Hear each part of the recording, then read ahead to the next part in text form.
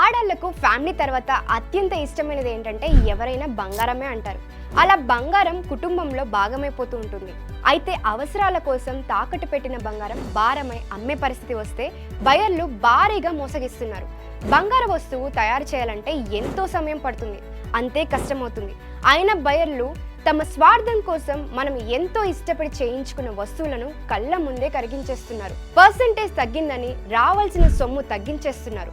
కస్టమర్కు రేటు నచ్చకపోయినా వస్తువును కరిగించారు కాబట్టి కాంప్రమైజ్ కాక తప్పదు.